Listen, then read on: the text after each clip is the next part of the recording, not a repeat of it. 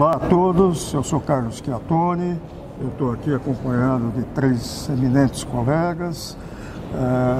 Nós vamos fazer aqui um bate-papo bem informal. Nós estamos no final do ASH em San Diego e vamos discutir um pouco. Nós fizemos isso de forma informal agora há pouco tempo e fomos pegos para fazer isso formalmente.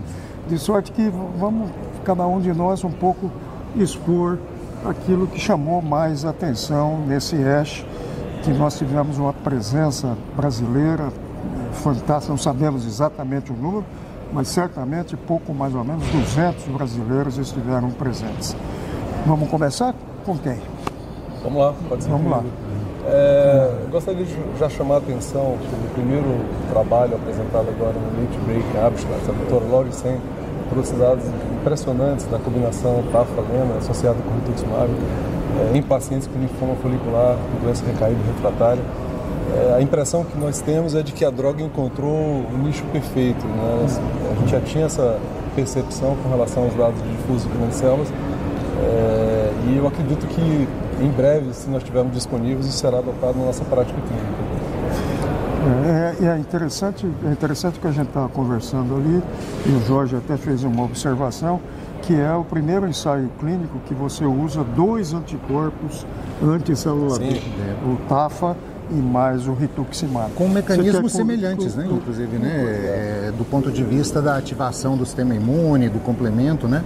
Eles têm alvos diferentes. Você levantou a possibilidade que talvez nem fosse necessário o rituximab, mas de qualquer forma acho que é um estudo que chama muita atenção, né, João? Você quer completar? Eu ia dizer que assim, é um estudo do ponto de vista científico, na minha opinião, super bem desenhado, porque você compara um braço padrão reconhecido por todos, combinação rituximab-lena, como uma opção de manejo de pacientes com linfoma folicular recidivado, uma opção tradicional, agora com a nova proposta TAFA rituximab-lena. Então, do ponto de vista científico, perfeito. A pergunta que fica subsequentemente, né, é se neste cenário precisa mesmo do rituximab.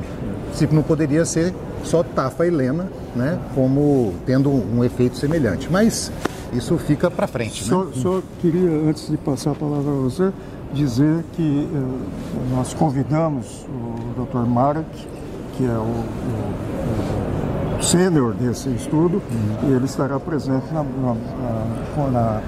Brasília Linfoma Conference. Opa, legal, que bela antecipação, hein? Excelente.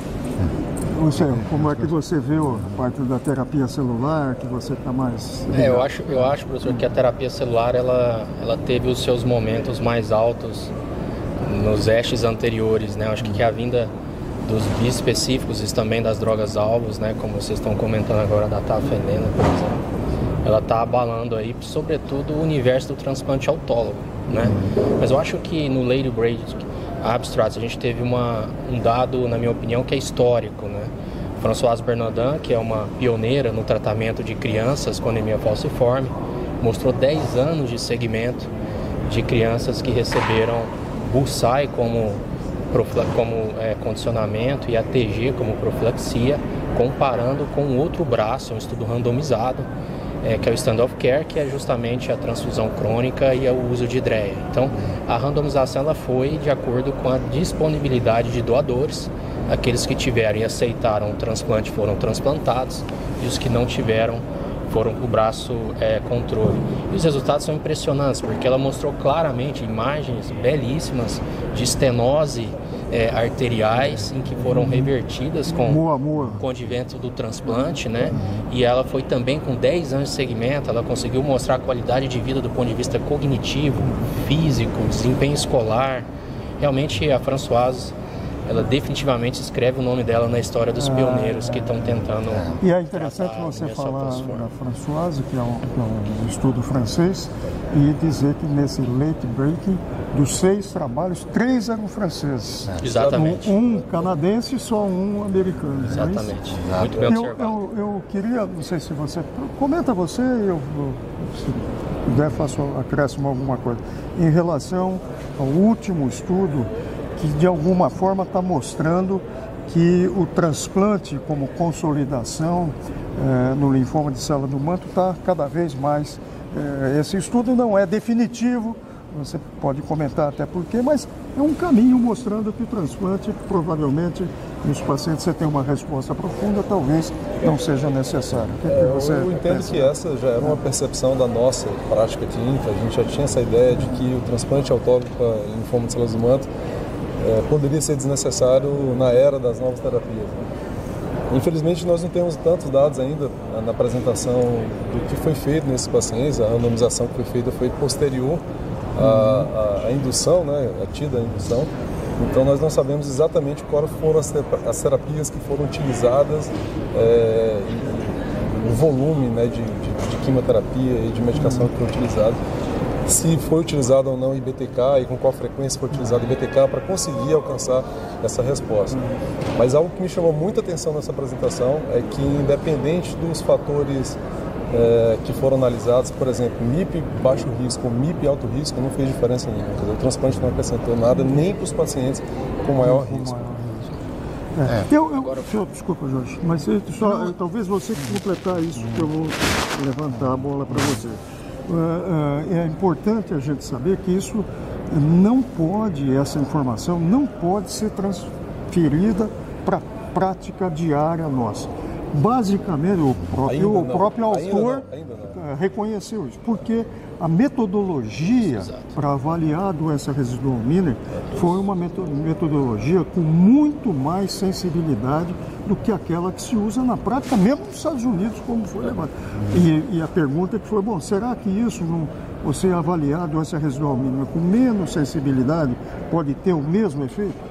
Evidente que não, e o próprio autor conseguiu. Mas você concorda com isso? Sim, claro. Eu acho que sim. São, como o Eduardo falou, né?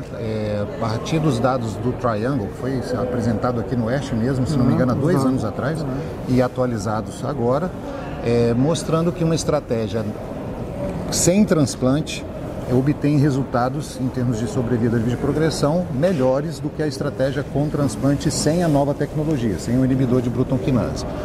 Mas outro aspecto que eu acho importante da gente lembrar é que assim, o que esse estudo, na minha opinião, mostrou, o estudo apresentado no Late Breaking, é que para pacientes que têm a doença sob controle em nível de evidência molecular, não há benefício em acrescentar terapia intensiva, né? Basicamente. Mas como conceito. Como conceito, exatamente. Mas muitas questões deixaram de ser abordadas. Por exemplo, o que fazer com os pacientes que têm mutação da TP53, que de todos os fatores de risco no linfoma de células do manto é o mais significativo, ou entre os mais significativos. Todas as doenças, né, que são guiadas por doença residual mínima, quando tem alto risco biológico, fica um pouco inseguro de você suspender o tratamento. A questão do MIP que o Eduardo colocou, né? Assim, a gente estratifica os pacientes com MIP já há muitos anos, embora o MIP nunca tenha servido para que a gente definisse estratégias de tratamentos distintas, né? Então, eu acho que traz aí esse conceito, né? Renato, abordando mais uma vez essas questões da terapia celular aí na tecnologia do autólogo, né, como uma consolidação, né? O que você, como expert da área, achou aí? Eu acho que o autólogo, naturalmente, a gente vai fazer cada vez menos, né, um tratamento intensivo. Mas eu acho que do ponto de vista conceitual, Jorge, do que a gente está falando, as drogas novas são muito bem-vindas, evidentemente, né? Mas um ponto é importante. É a estratificação do paciente, que é o que o professor Chiatone comentou. Então, qual é a técnica que a gente vai usar para estratificar os pacientes? Então, a gente precisa evoluir com novas drogas? Sim, mas igualmente nós precisamos evoluir na estratificação dos nossos pacientes. Então, agora, se nós não vamos mais transplantar, mas temos que ter uma DRM negativa baseada em PCR, nós vamos ter que desenvolver o PCR no Brasil. Ou senão a gente vai ficar de fora desse jogo. Evolução. Então, as medidas diagnósticas e de estratificação, às vezes a gente esquece disso, né? Mas elas andam de uma forma tão importante quanto as novas drogas. A gente precisa ter essas ferramentas no Brasil para que a gente possa fazer o mesmo nível de randomização, ou melhor, o mesmo nível de seleção, que é a essência da medicina personalizada. E a essência são os biomarcadores. Exatamente. Não é? De você encontrar. E eu fico um pouco perplexo, uma doença tão conhecida do ponto de vista biológico, como o linfoma folicular, você ainda ter como melhor marcador prognóstico o POD24. Que vocês, a Carla Casulo, que me perdoe, é uma informação fantástica, mas é uma informação clínica com muitos bias, inclusive como que você calcula, né? Porque o trabalho inicial, o cálculo era da inclusão do paciente. Tem gente que põe no diagnóstico, tem gente que põe no final do tratamento, só que mesmo esse conceito ainda considerado, eu acho esse aspecto. Agora, eu queria acho que para finalizar aqui, que vocês, cada um de vocês, eu tenho as minhas considerações. Disse assim, um flash daquilo que mais... Primeiro, se vocês concordam, nós estamos saindo daqui com muita informação, mas nenhuma daquela chamada chegar em casa e modificar a nossa conduta. Está correto isso? Alguém tem alguma dúvida disso? Não. Então, mas o que é que chamou mais a atenção de vocês? Um abstract que você realmente ficou empolgado quando você viu? Olha, a terapia celular não teve grandes novidades, como o senhor comentou, né? E a gente sai do ASH sem grandes mudanças. Mas mesmo de outra área que você possa ter visto? Eu acho que os estudos do triângulo e do triangle, né? E também os dados que impactam o tema autólogo são as mensagens mais importantes para mim. Acho que a medicina personalizada, ela cada vez mais se fortalece e nós temos que entender isso e saber como lidar com essas novas tecnologias. Jorge? A gente não comentou aqui, porque nos concentramos no Late Breaking Abstracts, mas as questões relacionadas às publicações em mieloma múltiplo. Então, nós tivemos a apresentação dos dados do estudo HD7, que é um estudo de origem europeia, dos alemães, e do estudo INROS, que consolidam, junto com o CEFEUS, apresentado ano passado, a terapia quádrupla em mieloma múltiplo, como sendo a mais eficiente para controle de doença, tanto nos critérios de aprofundamento de resposta quanto duração, né, do benefício. E ainda em mieloma múltiplo tivemos um abstract, digamos assim, lançando aí um conceito que seria antecipação do tratamento do paciente com mieloma múltiplo indolente de alto risco, com anticorpo monoclonal, anti-CD38, que, de acordo com os endpoints do estudo apresentado, indicaram ser uma terapia que previne progressão, previne inclusive morte, né? Deu ganho de sobrevida global. De novo, não acho que a gente deva chegar em casa e já começar a prescrever anti-CD38 para os pacientes com mieloma múltiplo indolente de alto risco, mas trouxe uma nova visão sobre esse assunto que tem que ser repensado. E que muito provavelmente é o caminho de você pegar sempre as doenças o mais precoce possível. Teoricamente, sim. Antes do dano que estabelecido. Talvez você não tenha ainda medicações suficientes para você erradicar a doença, mas que esse tem que ser um caminho. E você, o que impactou dentro você? Da oncohematologia e saindo um pouco da minha zona de conforto, os inibidores de menina chamaram muita atenção no leucemia mieloide aguda, porque não apenas mas 3 inibidores de menina, numa sessão inteira dedicada a isso, com respostas excepcionais, em um grupo de pacientes muito difícil de tratar com leucemia mieloide aguda, e 2 dados fora, né, da hematologia, da oncohematologia, mas da hematologia clássica, que eu acho que são legais, interessantes. Um deles é aquela anemia da gestação que a gente não dava muita bola, está relacionado, na verdade, a transposons que permitem, na verdade, através de uma menor hemoglobina, um melhor fluxo placentário, um menor risco trombótico. É uma coisa relacionada à evolução da espécie. Impressionante. E o segundo, que eu acho que também é um detalhe interessante, simples, a mensagem de não interromper o anticoncepcional em mulheres que desenvolvem trombose, porque o sangramento que ocorre quando você introduz um anticoagulante é grande, piora a qualidade de vida, leva a anemia ferropriva e não acrescenta risco trombótico se a mulher estiver sob o uso do anticoagulante. Então, foge um pouco do nosso tema aqui.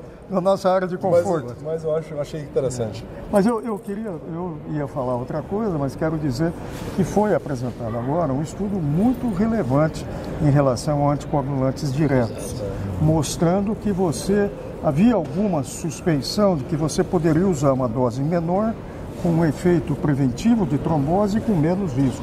E o estudo mostrou que não é? Foi um estudo que teve essa importância. Mas eu vou dizer, já disse ali em off para vocês, aquilo que mais me impactou, e pensei muito nisso. O que mais me impactou foi um estudo apresentado na sessão plenária em camundongos, mas mostrando que o fator 4 plaquetário tem uma interação muito importante com a célula tronco hematopoética. E ele é capaz de, não é regenerar, mas fazer com aquelas células tronco já senescentes pela própria idade ou por alguma agressão, como a gente faz habitualmente nos tratamentos, ele consegue restaurar a funcionalidade da célula tronco hematopoética. Isso é um estudo em animais, em camundongos, mas eu fiquei muito impactado com isso e acho que se isso se comprovar em humanos e tudo mais, vai ter um impacto de um curto espaço de tempo. Capacidade de recuperação da hematopoiese. De recuperação da hematopoiese. Portanto, esse foi o que mais me impactou. E só um comentário assim, desse estudo especificamente, porque a gente vive num mundo que busca terapias anti-aging por todos os lados, né? Então, e na verdade todos os estudos feitos em centenários até hoje, isso foi comentado também, demonstram que basicamente restaurar a célula-tronco, a viabilidade e a durabilidade da célula-tronco tem a ver com é o que mais os centenários conseguem fazer.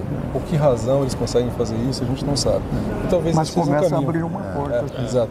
E foi interessante que nessa apresentação, na pergunta e resposta, ela deixou claro que ela avaliou o cenário das células normais. A gente não sabe qual é o potencial impacto numa célula doente, por exemplo, uma mielofibrose, uma doença mieloide. Mielodisplasia, né? Mielodisplasia, né? Mas vocês concordam que talvez escolheriam agora a gente depois eu saio muito convencido que outras coisas foram muito interessantes. A questão que a gente nunca dá muita importância, mas na dieta, né? A dieta cetogênica melhora o desfecho do CAR-T, é uma coisa fantástica isso. E outra coisa que a gente precisa voltar a estar mais consistente vendo os nossos pacientes é na questão da microbiota, né? Dar mais atenção ao intestino, ao trato digestório do que normalmente a gente dá. Bem, eu acho que foi muito... Acho que foi uma bela... A gente poderia ficar conversando. Foi extremamente prazeroso. Foi uma boa revisão do ASH aqui. Ok. Então, muito obrigado a todos e até o ASH do ano que vem, que vai ser em Orlando. Tchau, tchau. Exato. Tchau.